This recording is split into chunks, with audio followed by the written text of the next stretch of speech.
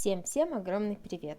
Друзья, сегодня подробное видео, как приготовить сыровяленый карбонат по линвицу без добавления нитритной соли. Постараюсь подробно остановиться на всех этапах, самых важных моментах засолки, сушки, и результат вот налицо.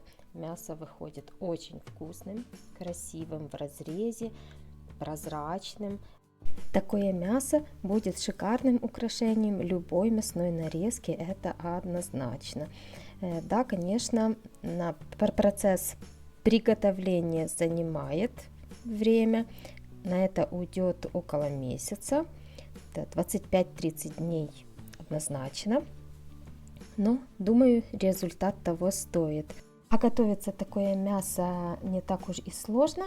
Главное знать нюансы приготовления, и вы сможете с легкостью побаловать себя и своих близких таким вкуснющим сыровяленым мясом. Посмотрите, вот тонко нарезанный кусочек, он прям светится, прозрачный такой, блестящая поверхность. Очень мясо вкусное, ароматное.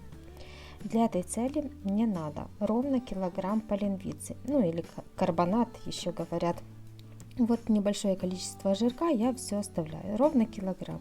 Еще нужен пакет соли. Пакет соли засыпаю на дно емкости, в которой я буду засаливать. Я взяла обычную форму для выпекания стеклянную, можно брать пластиковый контейнер.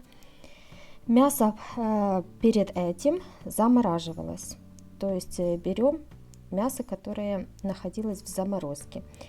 Вообще-то специалисты рекомендуют, чтобы оно прошло заморозку при -2, -4 градусах. И засыпаем его полностью вот этим пакетом соли, высыпаем так, чтобы мясо не соприкасалось со стенками посуды, ни с дном, ни с боками. Вот так немного утрамбовываю и будем отправлять в холодильник на 3 суток.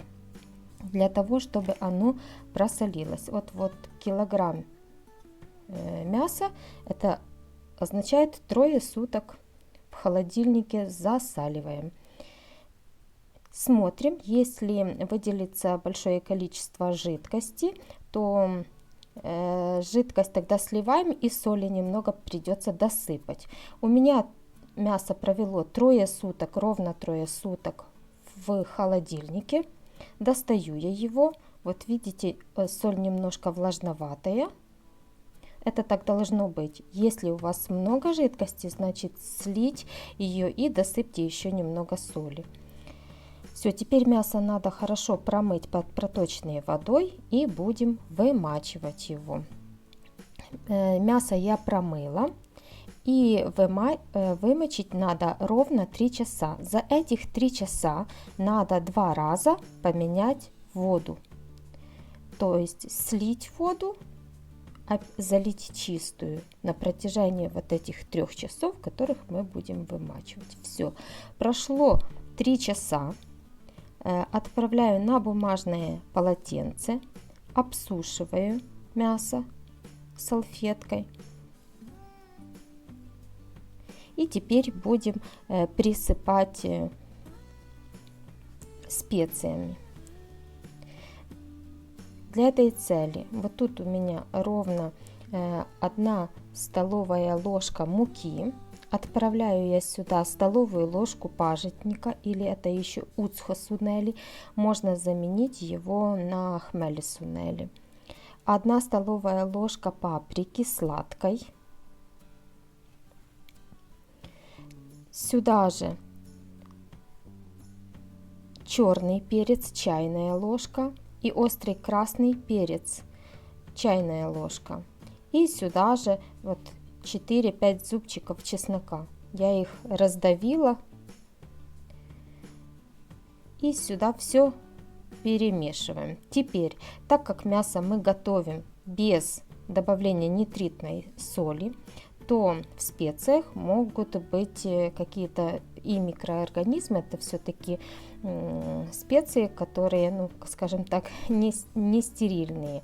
Вот просто чтобы обезопасить еще больше, рекомендуется залить вот эти все специи, приправы вместо воды 50 миллилитрами спирта. Обычный медицинский спирт, который продается в аптеке. 50 миллилитров на это количество. И теперь вот обсушенный кусок мяса всего-навсего надо хорошо смазать вот этими специями, с мукой, с приправами. Хорошо со всех сторон обмазываем вот эта смесь со специями. Она очень ароматная. Это пока смазываешь этот кусок мяса, аромат стоит на всю кухню. Все. И теперь остается его отправить на сушку.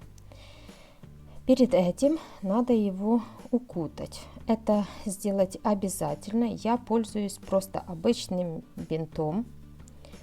У меня 2 рулончика я взяла. Почему? Потому что сушиться такое мясо должно при температуре от 10 до 15 градусов, не выше. Если слой марли или бинта будет маленький, получится, что, вот видите, я забинтовала его, и получается, что переворачиваю с другой стороны и подвешиваю вот в таком вот положении. Если слой марли будет маленький, сверху образуется плотная большая корка, которая будет препятствовать выходу влаги. Перед тем, как отправить сушить мясо, я его взвешиваю. Вот смотрю, у меня 906 граммов, то есть за 3 суток в соли мясо потеряло почти 100 граммов. И отправляем сушиться. Сушка должна происходить, вот можно подвесить на дверце холодильника, это я как пример. Но, конечно же, сушила я не на дверце холодильника, а в кладовке. У меня там неотапливаемое помещение. Я измерила там температуру, там у меня 12 градусов. И периодически контролируем вот вес. 600 сейчас 84 грамма. То есть получается, если был килограмм, когда будет 600-550 граммов, тогда вот кусок мяса уже означает, что он потерял 30-40% из первоначального веса. Вот когда идет потеря, да, я использовала 2 рулона бинтов на килограмм мяса.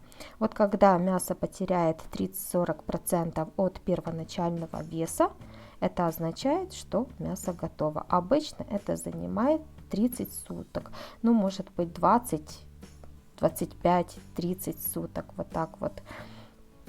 Все ориентируемся от потери веса, от первоначального. И теперь мы сейчас разрежем. Конечно же, вот посмотрите, какое на разрезе, оно красивого цвета, яркого. Видите? Хорошо, оно плотное, такое довольно плотное. Мясо сушилось мое 25 дней. Очень вкусные, прозрачные.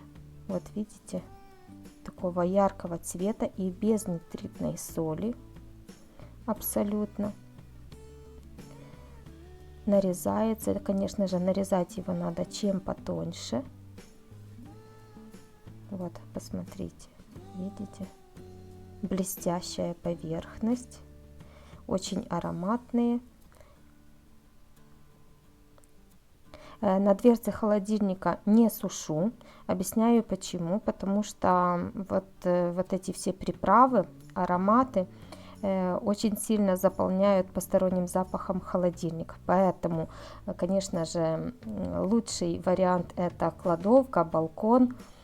Особенно первую неделю этот кусок мяса очень сильно благоухает.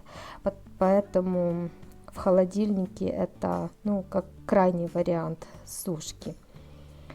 Вот и посмотрите, друзья, такое красивое в разрезе, яркое, блестящее мясо получается. Если вам было интересно мое видео, не забывайте оставлять свои комментарии, лайки, ну или дизлайки. Подписывайтесь на мой канал, если хотите быть в курсе моих новых видео, нажимайте на колокольчик. Ну а я с вами на этом прощаюсь. С вами была Виктория. Всем пока и всем до новых встреч. Да, друзья, еще я вспомнила, что вот уже готовое мясо храню я тоже в холодильнике обязательно. Оно очень долго хранится. Чем дольше, тем вкуснее. Вот в таком пергаментном кулечке. Просто заворачиваю, дышащий такой пакетик.